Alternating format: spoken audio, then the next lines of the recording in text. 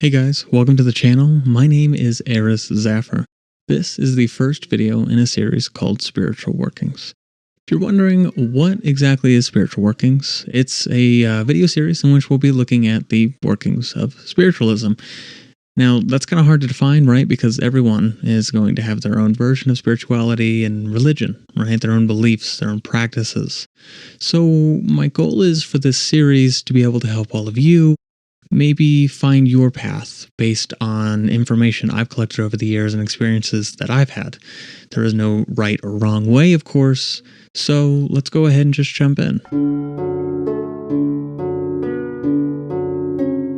Today we are going to be looking at spirit guides. Most of you have heard the term spirit guides, right? But maybe there's some sort of mystical aspect attached to it and you're not quite sure what it is. Let's kind of work through some of the fuzzy aspects and kind of just dive down into what it really is. Spirit guides are spiritual beings which are here to help us. They're here to quite literally help guide us. Now, you might be in contact with your spirit guides, or you might not be.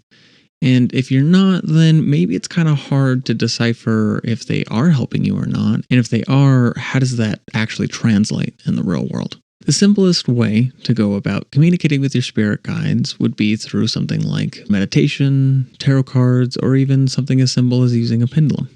Now, if you're unfamiliar with a pendulum, it's essentially just a weighted object at the end of a string or some sort of necklace.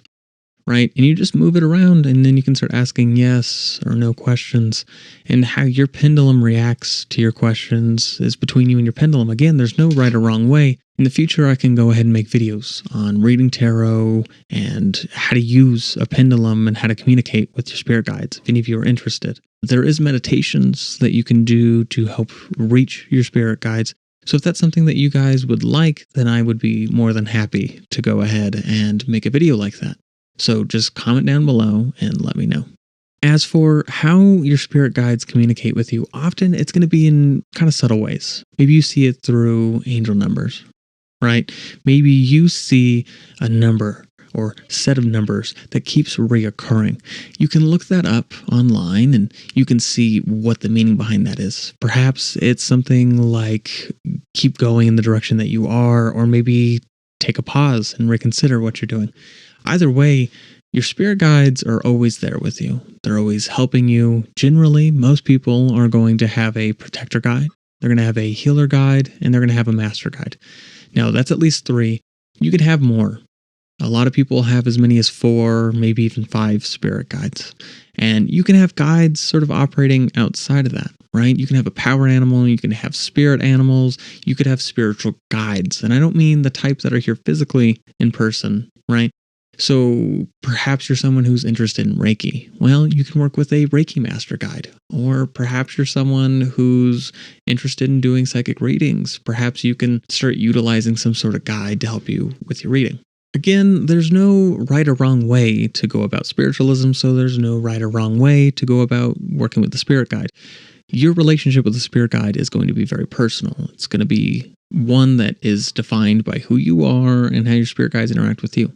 If you find that your spirit guides aren't helping you in the way that they should be, you can always hire on new spirit guides or let go of past spirit guides. Oftentimes, spirit guides are actually souls that you've known from past lives. They are friends and family and loved ones that you've had past life connections with, and they simply chose to not incarnate into this lifetime to help you while you're here. So at any time, you could always go about seeking more spiritual guidance from more spirit guides. But I think what might be good first is to try to connect with them. So I recommend go ahead and just try talking to them in whatever way that looks like for you. If you're someone who has psychic mediumship abilities and maybe it's really easy for you to hear them, then, great. Maybe you're not the type of person that needs a meditation to find them. But maybe you're the type of person that can communicate with them already through a tool such as tarot. Then perhaps a more direct conversation could also be nice. Within shamanism, which is something that I utilize within my practice.